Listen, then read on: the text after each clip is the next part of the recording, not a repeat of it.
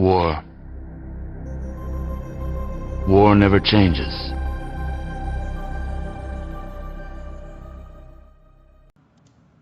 Yes. Do you need more time? Are you there, Phil? I can't hear you. I'm just fucking with you. No.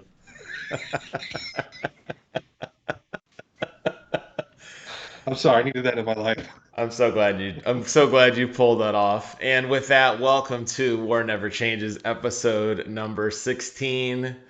I'm Jim, but over there, most importantly, 50 caliber himself, Phil McCracken, the pantomiming traveling extraordinaire man. If you get messed up, we're just gonna press this button here. Oop, that's my button. There we go. I said that and then I just vanished. If this podcast goes south, I'm leaving. I don't care anymore.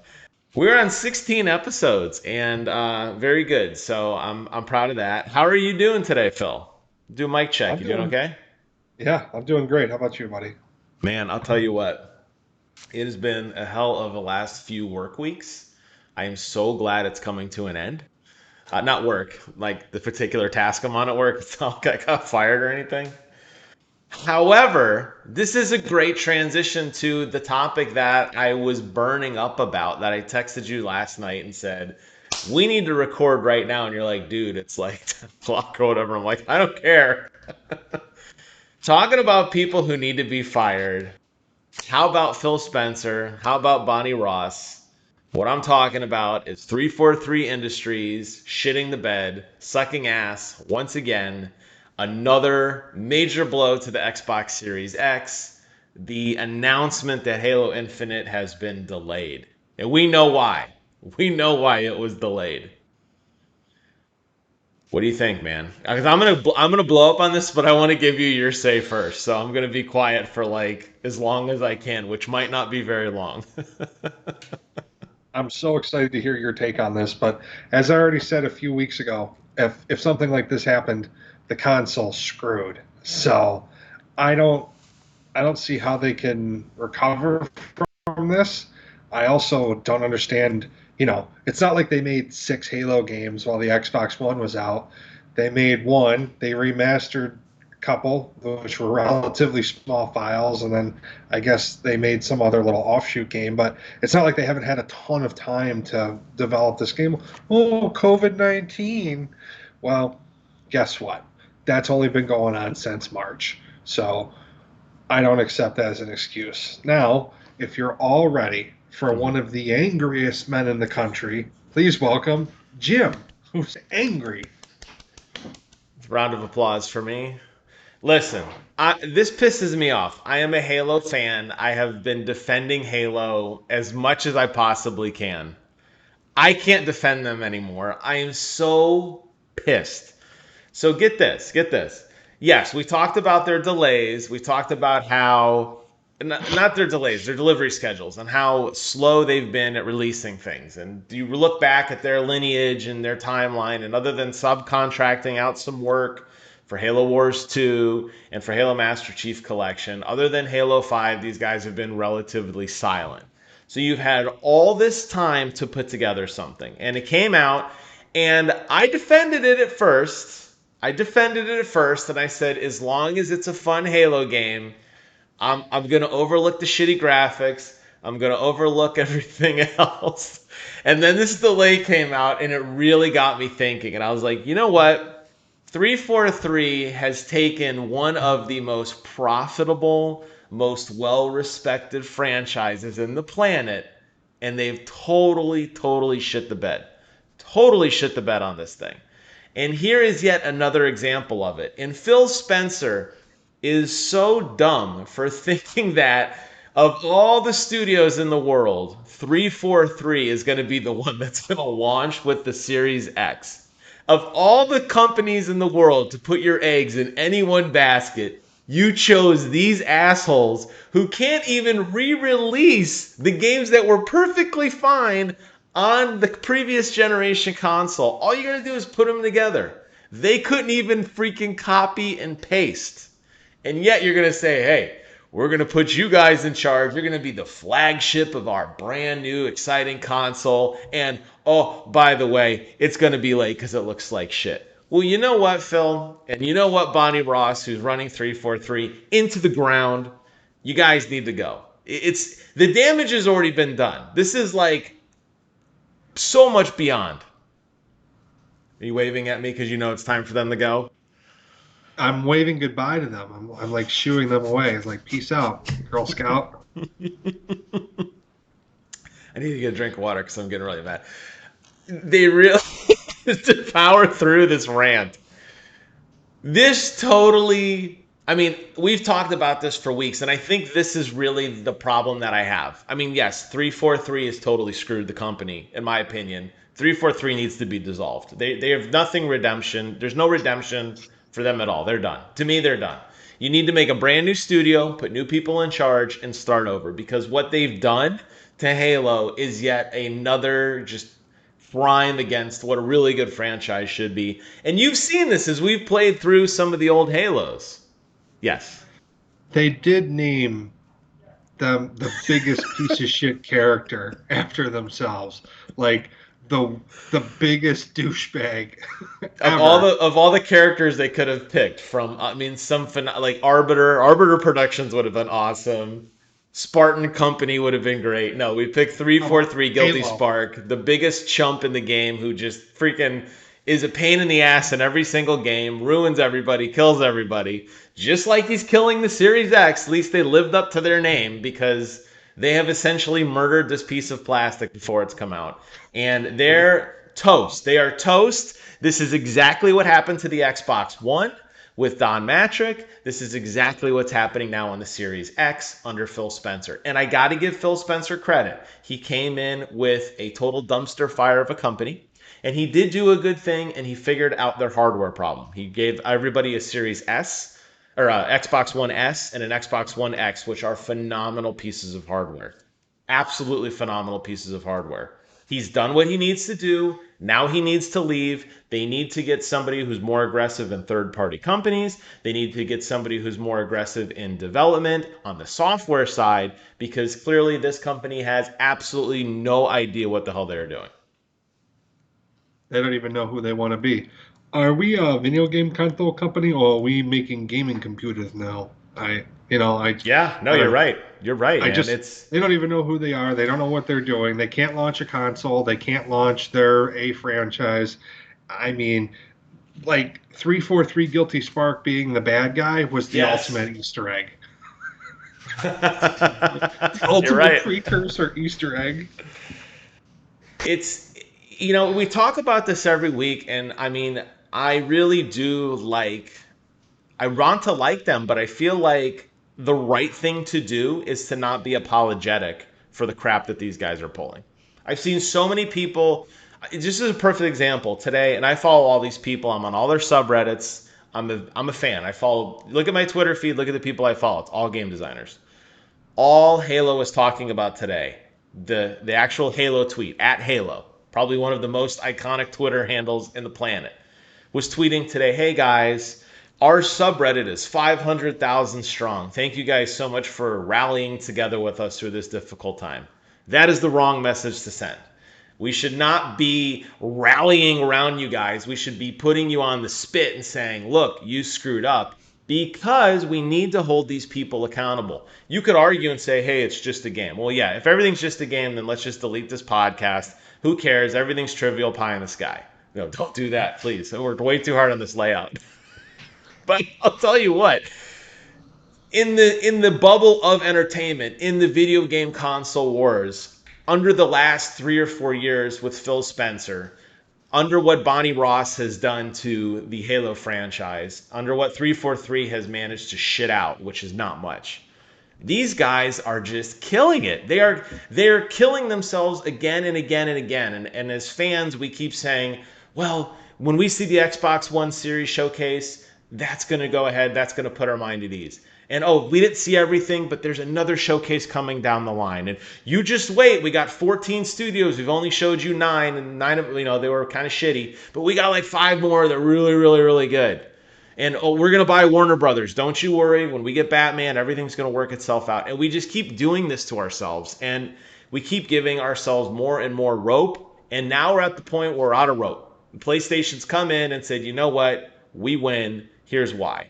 And honestly, Nintendo's won because Microsoft has put themselves so far back. There is no reason that anybody should give this company, whether I'm talking Xbox or 343 now, should give either of these companies any kind of faith or any kind of goodwill because they haven't earned it. And breathe. No, but you're right. Nintendo's just sitting back in the cut like, okay, Xbox is imploding, Sony's doing what it's always doing, and we're over here breaking sales records with Animal Crossing. Nintendo doesn't have to do much to be successful. We put out 4 games a year, and it takes a quarter of a year to complete all the activities, and people will spend a quarter of a year playing these games intermittently, and nobody complains. No one expects anything else from us. We're just doing our own thing, and we're making a ton of money, and we're fine, and we're happy. There's a lot of studios right now who are like, whew, thank goodness that's not us. Because, I mean, I always joke about you saying how Ubisoft just shits out another Far Cry every year. But you know what? They deliver on that experience. And if Halo wanted to take such a risk, if 343 wanted to take such a risk on Halo, that's fine. You guys had a really long time to figure this out. Now, this is the other thing that pisses me off. They treat me, or I'm going to say me because I'm the Halo fan here, but everybody who's a Halo fan, they treat us like we're stupid. They show us a game that clearly needed more time. And then they're like, hey, we're going to patch it later. It's not so bad. And as more people piled on, they're like, okay, we're going to take a little time to fix this. Jim, you should have known that we were in trouble when the only thing they could show you was grappling hook. Chink. Yeah, you're right. You should have known right there. These are fundamental flaws in this framework of this graphical engine, this slipstream engine that they've been touting now for close to 5 years of them talking about what is next generation going to be and how are we going to deliver on the next generation with the new hardware and blah, blah, blah. Xbox was designed with this game in mind and all these just bullshit things that just totally didn't pan out. And now we're left with a studio that really has egg on their face. Again, Halo 5, they had egg on their face. Halo Master Chief, they had egg on their face. Halo Infinite, they have egg on their face. 3 separate times, all under the same group of core leaders at both 343 and at Xbox. You got Matt Booty, you got Phil Spencer, you got Aaron Greenberg, and then Bonnie Ross specific to 343. Not single-handedly, quadruply, 4 of them. Bringing this company down across the board. They cannot seem to get their acts together. If I was I don't know the dude's name, but the dude who's like the CEO of Microsoft, I don't know what his name is, but like Mr. Microsoft, not Bill Gates, but whoever his replacement was, I would be looking at this going, oh, here we go again, the laughing stock of the gaming industry. We got rid of Don Matrick. We need to get rid of Phil Spencer. And I really, truly now believe that. And I'm not to the point of I think we're beyond redemption at this point. I don't know what they do at this point. I think it's a lost cause. I think everything you see from here on out is just garbage. We've built a house on a crappy foundation, and we're just going to sink in the ground. We'll salvage what we can. We'll keep moving up the floors as the whole foundation collapses. But the reality is this battle is over. And I yet another example of just poor management. So who's the studio? Is it Santa Monica Studios that does God of War? I believe so, yes. Let me double check. Sony Santa Monica. Can you imagine if Sony Santa Monica dropped the ball with Kratos and a God of War game? Can you imagine the backlash? Right. Yeah. I mean, absolutely. Yes, it is Sony Santa Monica. Halo is arguably, and honestly, between the two of them, I probably love them equally, just because I have so much fun playing God of War. I'm going to say, irrespective of my opinion, arguably Halo is a bigger, more beloved franchise that is more important to its respective console than God of War is. Absolutely, 100%. And they totally fucked them. They fucked themselves. Yeah. They fucked they fucked us, speaking as an Xbox fan.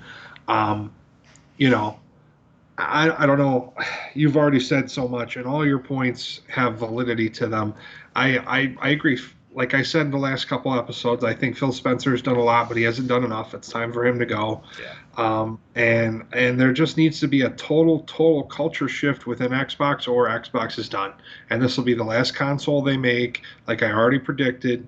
And it's just they're gonna go out with a whimper, and it sucks because you know what? The original Xbox was a fun machine to play.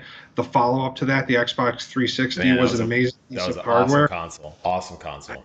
And then, we got Don Matrick, who introduced us to the Xbox One, which is not friendly on submarines for all of our ladies and men serving under the sea. We have a console for you if you can't buy what we have. It's called a PlayStation 4. Yeah, yeah. And boy, did that backfire to the tune of 120 million units sold worldwide. Whoops. I they couldn't have bungled it. I thought that they couldn't have bungled it any worse than they did with the Xbox One, but they somehow found a way, Jim. Life, or Yes. Microsoft. Always find a way. Finds a way. That's the thing, is it's hard when these studios and these CEOs and this corporate culture that a lot of these studios seem to revolve around, and how things get developed and how people get hired. It's friends of friends. It's I know a guy. It's just the way it's always been. The video game industry has always been very incestuous in that regard. And I'm still reading that book, Console Wars, and I'm reading about all these people in Sega. That's kind of why I'm rocking my Sega shirt today, in memory, because this is like foreshadowing. All the bad decisions that Sega made, all the people that friends of friends hired a person who knew a person who wasn't necessarily the best person for the job, just that they knew somebody, and how somebody could take a studio like 343 and build it up from nothing, because when Bungie left, Microsoft bought the rights, and then just to handpick somebody, go, hey, you, Bonnie Ross, you're going to be in charge of Halo. And you look at what her qualifications were leading into this, probably not the best pick, really and truly. And you look at all the community managers that she handpicked, and you look at all the decisions that she made, and how this comes down. And you're right, it is a culture change. You got to wipe everything away, and you got to start from scratch. You got to get new blood in there from the bottom to the top. And it's always one of those things where, like, let's blame Phil Spencer. Well, yeah, we should, because he's behind all this. But he's not the only one. It's all these lieutenants and all these sub-lieutenants he has under him. And this hierarchy they've built of how they've restructured their game division and what they think value means at this point. And it's a total culture change. And it's not working. It's not working. I know when the sales come out, if they do release them, they quit releasing numbers because they're getting pasted so bad.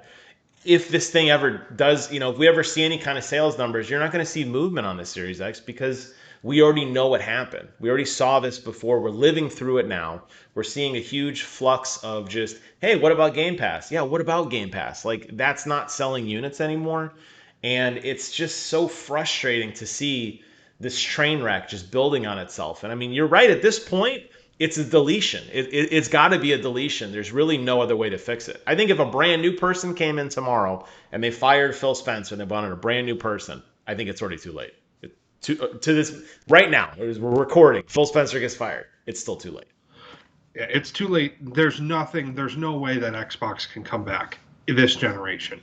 No. What they should do is fire Phil Spencer immediately. They should fire Bonnie, whomever, immediately, and get someone who actually is a Halo fan and understands game development and understands ramp ups and rough order of magnitudes and all the different steps and processes to delivering a game on time and finished. Yeah. This game is going to truly demonstrate the power of the Xbox Series X. What do you mean cloud rendering? Clouds are fine, man.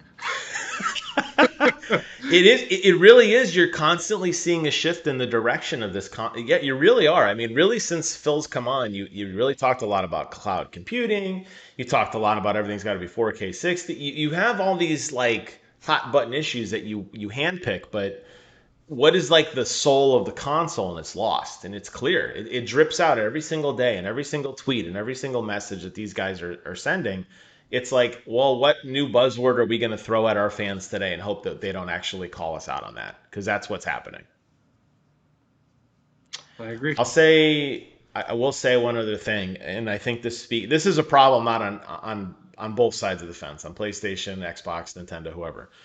These companies have got to learn to stop showing things before they are ready. And I don't just mean the Halo Infinite trailer.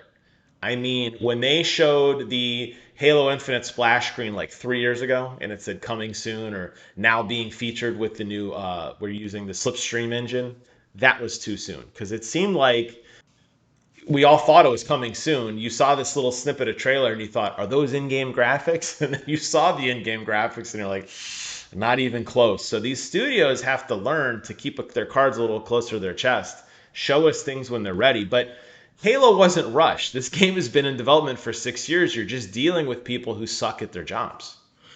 Speaking of transitioning topics and Yes. showing trailer snippets too early, Elder Scrolls 6, which I expect to be 40 by the time it comes out. Oh my God. And they showed us the teaser trailer for that with Yep. no information like 2 years ago and still nothing. Nothing. Jim, tell us about your hat. So I'm glad you asked. I am rocking the Halo. No, I'm not. I'm rocking the Quake hat because I was going to wear a Halo hat actually in solidarity. I was going to. But QuakeCon was this weekend. And that was, if for all the negativity that 343 has brought in my life in the last month, QuakeCon is like the total mirror image of that. Total mirror image. It's a fun fan fest. This year it was online. Tons of trailers, tons of, I wouldn't say announcements, tournaments. They had like let's plays. They had, the designers of the studios talking about everything. It just was a really fun time, the joys and the excitements of a gaming convention. And I love Quake, as you know. I love Bethesda, as you know. I'm a violent defender of Bethesda. And all this did was continue to galvanize my love. And I'm even deeper into it. And I'm deeper into Elder Scrolls Online. And I'm deeper into Fallout 76 than I have ever been. And I'm going deeper and deeper in the hole, baby. I'm a huge fan of Bethesda as well. I love Bethesda to death. I don't know that it has the right leadership at this point, but irrespective of leadership, which is what I don't like. I don't like their leadership. Bethesda. Yeah. I think we can both probably say that Bethesda is both of our probably number one favorite studio. I don't know about you for sure, but I know for me that it is. And I enjoyed watching. I didn't watch much of it, but I enjoyed watching those Let's Play Skyrim, those independent challenges. Those were a lot of fun because everyone, you should all know by now, after 16 episodes and 17 total weeks of whatever this travesty continues to be that is this podcast, just two men bitching. Two men bitching, the show. That I really, truly love Skyrim with a fondness that I can't even explain. So to watch other people and be like, I could do that better, or that was funny, or whatever, that was a lot of fun. I enjoyed doing that.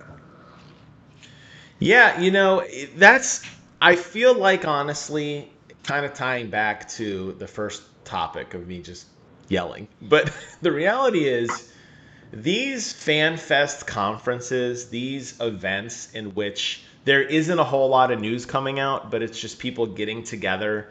It's sponsored by the companies, but it's like, BlizzCon, it was Xbox Fan Fest, it's the PlayStation, I don't forget what they call it, the PlayStation Now or the PlayStation Live event they would do where they'd bring everybody into one place. This was done virtually because of COVID.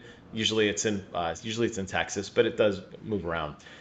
All it really does is it brings the fans together, and it's a common ally against, I don't want to say the world, because the reality is, like, you can be a fan of 100 different things. You could be a fan of, the Tendies subreddit and Awful Taste but Great Execution subreddit. You don't have to pick one or the other. You could be a fan of both. And we love tendies on the show. I just want to point that out. We want to be sponsored by our attendees. But what I was going to say was that you don't have to like one at the sake of to dislike another. And I know console wars do come up a lot in terms of like, well, I'm a PlayStation guy, I'm a Sony guy, I'm an Xbox guy. You see a lot of this passion in me come out because I do care about Xbox and I want them to succeed. And when I see an event put on like QuakeCon, it is nice because they're not really selling you anything. They're just kind of nurturing your feelings and they're saying, hey, look, we're just going to put up a live stream and we're going to have people that you may recognize play these games. We're going to put our official seal behind it. We're going to make a nice, pretty presentation for you with funny little cutscenes. We're going to release a schedule. And if you're a fan, come watch. We're not trying to sell you on Skyrim. It's 30 years old at this point. We're just playing a game we love. And I love that so much. I wish more people would do this. And it's not just like, oh, how great is Bethesda for doing this? A lot of companies do this, but this is the kind of stuff I think that really builds goodwill. And it needs to happen more often, just across the board. It really does. And this kind of stuff there's no negative to watch QuakeCon this weekend. It was a phenomenal, phenomenal experience. We love QuakeCon so much. We want to take it out behind the high school and get it pregnant. I would have its babies. That's how far I'm willing to go.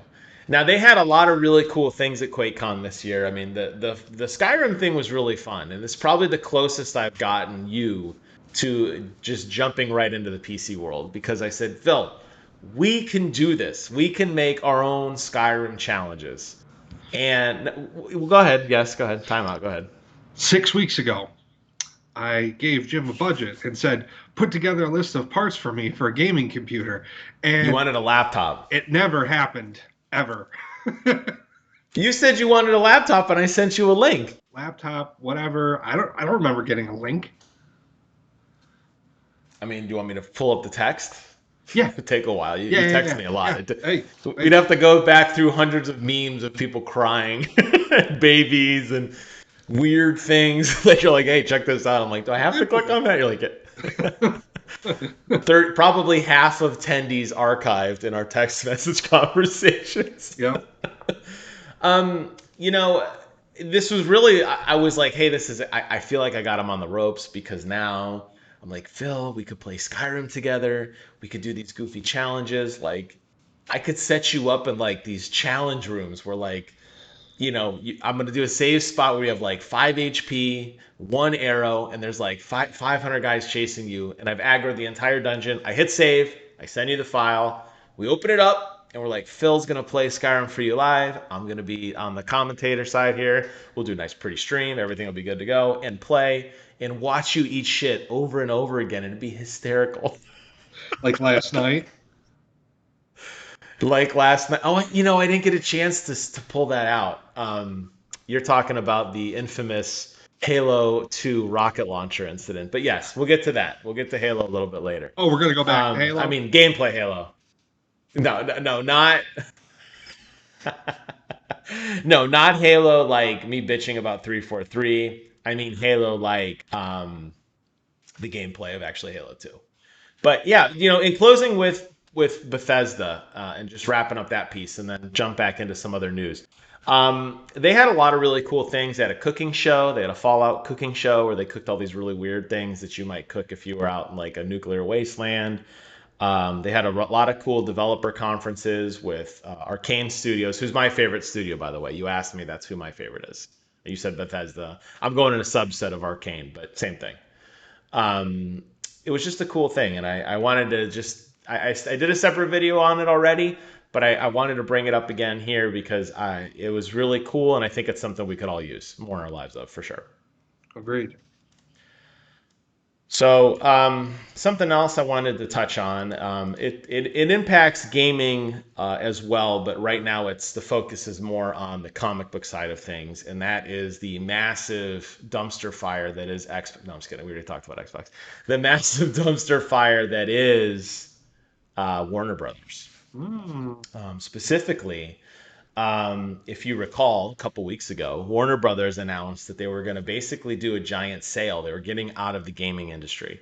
And there was a lot of talks. We speculated on the show about where could Warner Brothers end up, how would some of the licenses in turn be involved in this sale, where would kind of things fall out.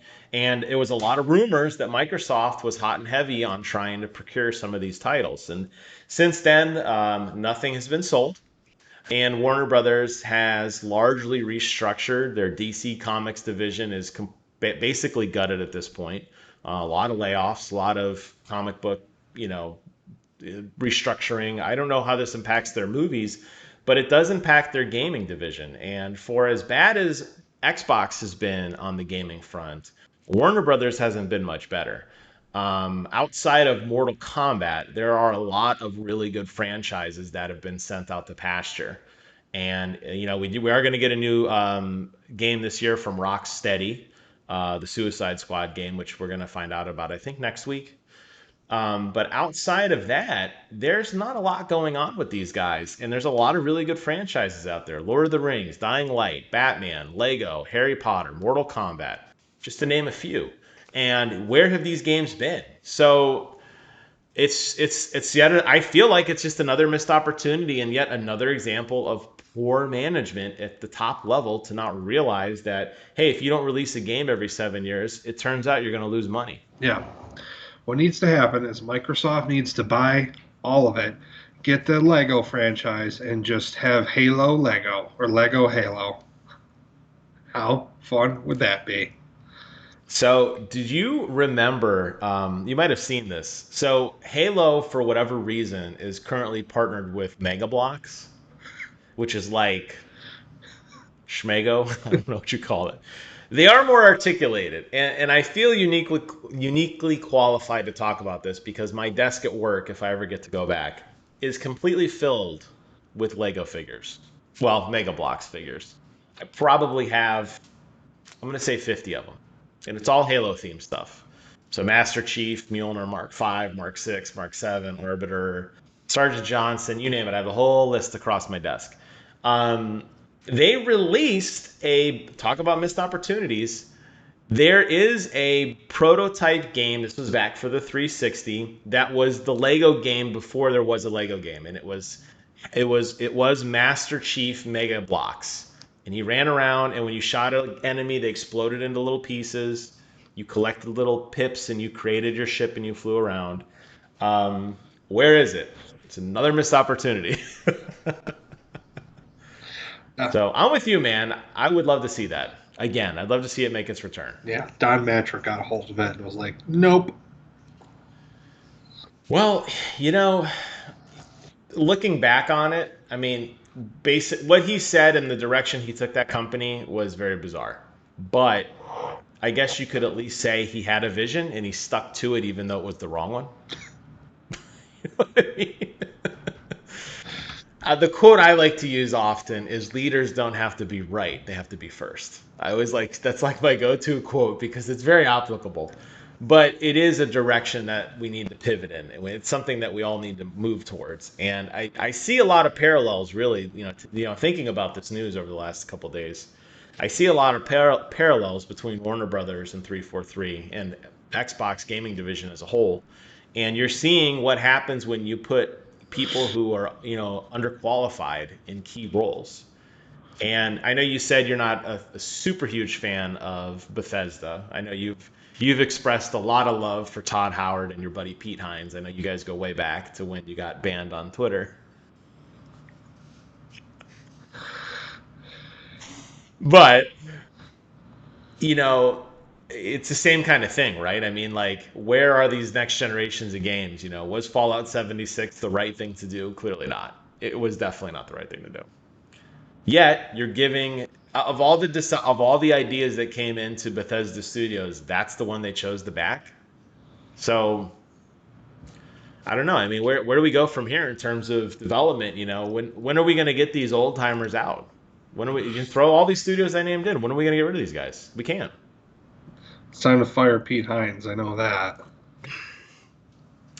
He's very polarizing lately. I will say that. I think a lot's going to ride on Deathloop, even though it's an Arcane Studio game, which falls under the subset of Bethesda. I hope that game is awesome. I want it to be awesome. I need it to be good to make my No, life complete. no, it will be a commercial failure. Well, you know what? It's funny you say that because most of Arcane's work is not well received commercially. Dishonored definitely was not a very big commercial success. Prey was definitely not a big commercial success. I love these games to death. I've played them thousands and billions of times. I have all the merchandise, but you're right. This exclusive deal that they managed to secure with PlayStation 5 will probably help them more than the actual sales of the game itself. More than likely. But it It remains to just be seen. it makes me really happy to hear that you think his future depends upon the success or failure of Deathloop, because Deathloop is going to be an unequivocal failure across the board. I'm sure it will be a very fun game, and I'm sure that I will like it, and I'm sure that you will like it, but no one else will. And that's fine if that's the legacy that Arcane wants to leave behind. Like, we want to appeal to a certain person. This is not for everyone. We're making a game that we want to play, not that everyone and their mother wants to play, which is what I personally like about them. They're true to Yeah. form. They do what they're going to do. Unfortunately, um, when you're playing, when you go from games that cost, 50, $60 million to develop, to where now the average AAA franchise game costs well in excess of $200 million to develop, you can't Right. do that shit anymore. And you're right. That's I think true. if Pete Hines' legacy is riding on this, see ya, Pete. It's that's the thing. We get into this. We've always had this problem with gaming, and this is something I was talking with another friend about the other day. A lot of these game studios, I think, kind of forget why they're here, and it's to make games that sell, obviously to turn a profit. But somewhere along the way, I feel like a lot of the culture got lost in terms of like, we're doing this because it's art, it's an expression of ourselves, and it's like that's fine. No one's going to take that away from you, but it's got to be something people want to invest in. It's got to be something that people want to get excited about and spend money on and buy microtransactions and buy all that good stuff and the merchandise that goes with it, because that's what's going to keep you guys afloat. Doing your dream game, if it's a game that nobody wants to play, it's not going to last. It Yeah, can't. games like that get caught in the uncanny valley because I believe in artistic expression. I really, truly do. It's the foundation of it's the foundation of what video games are. But when you do things like that, you get caught in the uncanny valley, because the actual dictionary definition of art, and forgive me if I butcher the word for word definition, but I believe the definition of art is completely useless and is only meant to appeal. Jesus. It's serious. It's beauty without function. Okay, art, like a beautiful classic car can never be art, because that's not the point of that car. That car is to be driven and enjoyed, and it's to be enjoyed beyond the actual form. It's loved for its function.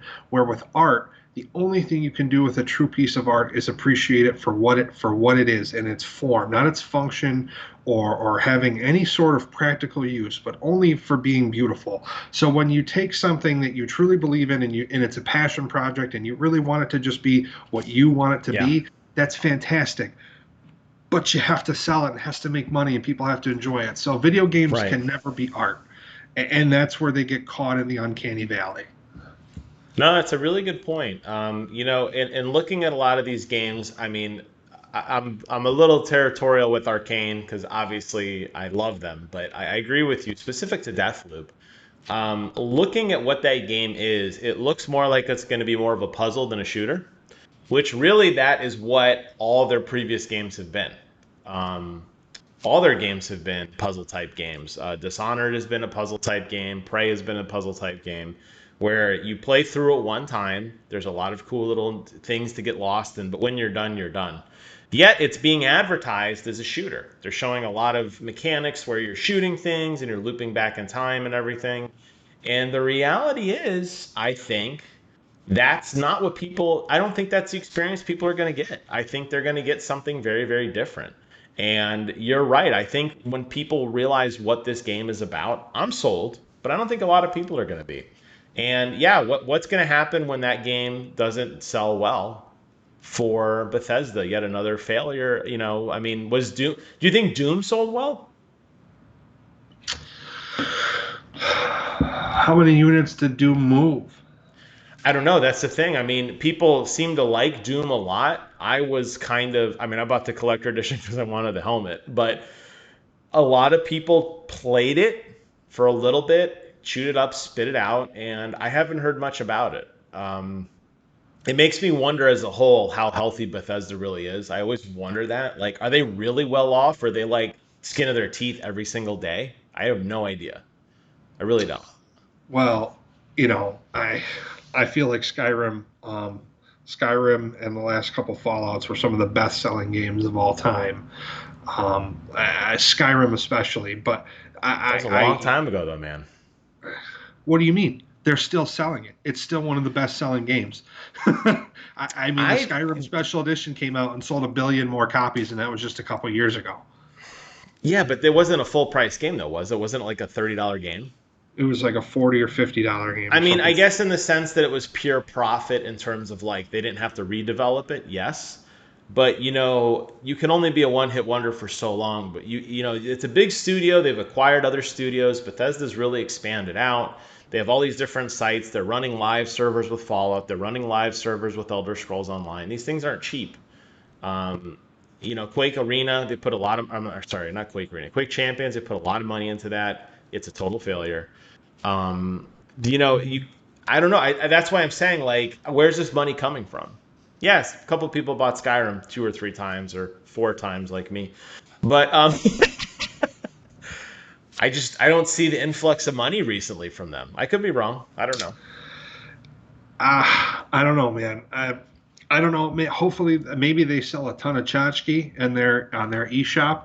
All those light up Nuka Cola lamps. I don't know, man. But I get an email every single day about this stuff. I, Pins, hats, even if shirts. they were well off, like I'm purporting that they were, how Yeah. how much of a flop was Fallout 76, and how much money did that flop cost initially, and how much more has it cost them just to attract players to it?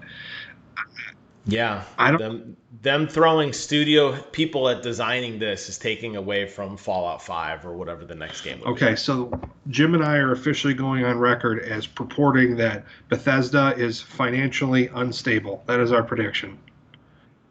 I think so, and I don't. I mean, I want to be wrong. I love them. It's an odd world to think that like a company that owns the rights to Wolfenstein and Doom and Quake, really just beyond insanely popular franchises and Fallout and Elder Scrolls. I can't believe it, but I don't know. I mean, it kind of goes back to the whole problem that I mentioned at the beginning of the show with 343 and Xbox and just like, what are you guys doing? Where's the stuff? I mean, we're due for a lot of new games coming out, and I'm not seeing anything on the horizon. So maybe I don't think this will be like the last QuakeCon ever, but there's a part of me that watches it and I think this could be it. I don't know. I'm gonna enjoy it while I have it. November 11th, 2011 was the last real Elder Scrolls game we got. We're way overdue for an Elder Scrolls game. Fallout 76 was like a baby that was a fetus that survived an abortion. Um, we're due a true Jesus. Fallout game. We're due so many games from Bethesda, and they aren't happening because they're so busy making Yeah. Deathloop, which is something no one asked for and next to no one will buy, but will surely be beautiful and fun for those who can appreciate it. And Fallout 76 Wastelanders. How many of their quality storytellers and designers did they throw into that nightmare? Well, I gotta say, and I know you still have yet to play Fallout. Obviously, the thing is, I'll tell you what, Wastelanders isn't horrible. It's definitely not great. So maybe they only put like 2 or 3 people on it because there isn't a whole. the story isn't overly engrossing. It's just more of a way to feed you into the life of an MMO player, and they're good at doing that. It's we're gonna give you new NPCs that give you new quests that make you go play our game to buy more stuff, blah blah blah blah blah. But yeah, in of itself, is it like a narrative masterpiece? No. I would argue Fallout 4 wasn't a narrative masterpiece either, though. No, no. Between any of the modern Fallouts, so Fallout 76. Well, I'm not going to count that one because I don't know enough about it to speak. So Fallout 3, Fallout 70, or Fallout 4, and then Fallout New Vegas. Fallout 4 was definitely my least favorite of those three. Agreed. I thought it was Agreed. boring. I thought it insisted upon itself, and I feel like they just took advantage of the fact that this franchise was beloved to shoot a game out. But it had its moments. I don't want to say it was a total piece of crap. It had its moments. I liked Nuka World. I liked the expansion. I like the diversity of the power armor. I like how they had a lot of things. It's just like it wasn't that interesting of a storyline. I guess Yeah. the only true source of revenue for Bethesda right now is microtransactions within Elder Scrolls Online. People paying the fee for the plussed up version that gives you whatever, and then Yeah. the microtransactions within the game. I'm pretty sure that's their only consistent revenue stream. And if people ever get wise to that, or the server goes down for, I don't know, 3 days, they'll probably go bankrupt. Yeah, I don't know. It's hard to say. I mean, you live and die by the single player game, and that's something that they've really kind of sold themselves on. I mean, you get insane value for buying Skyrim. You really do. You buy the base Skyrim, even legendary Skyrim, it doesn't matter. That game is very dense, very, very dense, more so than really any game I can think of that comes to mind. I could argue maybe a few Blizzard Entertainment games like Diablo 2. I thought had a really lot of replayability. Diablo 3 does, minus the online components, but really that's one of the deepest games. The problem is, you're right, it doesn't really make a lot of money. You buy it once, you enjoy it, and you're done. Now, you're right. If the merchandise is rolling in and you can buy Dovahkiin helmets and you can buy like little stuffed animals and that kind of thing, sure, they'll make a couple bucks off that too, no problem. But yeah, if you're not making the deal with those single player games is they have to be continuously updated. They have to continuously give you DLC or new content. And the fact that they've taken so long now from Elder Scrolls 5 to do whatever, one, it's unrealistic expectations, and two, it's never going to sell that 7 or 8 years of development time that it took to get there. It's just not going to happen. Yeah, I don't know. I just think about how personally I bought one, two, three, four. How many times you bought it? I bought it four. So Xbox 360, PS3, bought it for my brother as a gift twice for two different consoles, Xbox One, PS4, and Switch. So how many is that? About six. I purchased it about 6 or 7 times at full price, and I know So the one. I should send you this hat. Is that what you're saying? No, not at all. I didn't pay for this hat. So you want to talk about merchandise? I got it for free. I feel like you don't pay for anything. I paid in blood, sweat, and tears. I played Quake Champions when no one else did, and I was so good. They handpicked me out of the demo station at E3, and they put me on stage to play. True story. And I Really? got this hat, and I got a shirt. Yeah, absolutely. Yeah, that happened. Well, And then I took those. Since this show's been heavy, we're going to close on something fun. I took all those skills and I put them squarely into Halo 2. And I said, Phil, we're going to continue our adventures in Halo. We're going to go through. I really wanted to play Call of Duty. I really did. But Phil, I love you. When you bought Call of Duty on Xbox, you screwed the pooch. Get so mad when I say that. Anyway, so we couldn't play that, so we moved over to Halo. That's something we can both play, and we started playing Halo 2. What are your thoughts on Halo 2 so far? I love it. I'm having a ton of fun. I like it. I like it more than every other one we've played except for 3. And all 3, I only like 3 more just because it was the first one that we started together and we had so much fun dicking around, and it was fun to just listen to you losing your mind about all this different stuff. Like when you figured out that I was playing as the Arbiter, I thought you were going to jizz your pants. I was very excited. It's Yeah, that was cool. Because every other so Halo, it's just 2 chiefs. Now it was like Arbiter and Chief. It was like they had new lines, they used the cutscenes. It was a new experience for me as much as it was for you, for sure. yeah. And I rediscovered my love for the gravity hammer in that game. So, but I'm truly, truly, truly enjoying Halo 2. If it weren't for your treacherous nature and cheating, I would have enjoyed it even more. So I don't have the video pulled up. I will have it for next week because I'm sure we'll do a wrap up because I'm assuming by this time next week we'll have beaten Halo 2 and most likely have started on, if not beaten, Halo 4. And then we could say at least the original, well, I wouldn't say the original 4. We'll say the Master Chief Collection will be a notch under the belt. Um, What's so funny is when we play, we do mostly try to take it seriously. There are times we totally melt down and just frag each other for a good 5 minutes, throw grenades at each other, run over each other in cars, whatever. But typically, for the most part, we do want to advance the story. We want to see I've already seen it, but it's just we want to do new things, right? We want to move on. Um, and we kind of have this, I don't want to say it's an unwritten rule because I'm very vocal about it. I say, hey, we're done. It's time to go to bed. We agree. There's usually a good stopping point, typically at the end of a chapter or a place that's incredibly frustrating. We're like, let's just stop. Like Gravemind in Halo 3, which is just so obnoxiously annoying with thousands and thousands of flood coming in. And we're just like, we'll stop. But we say to each other, we say, okay, when this loading screen is done, I'm going to fight you. And that's basically Nope, how a lot of these go down.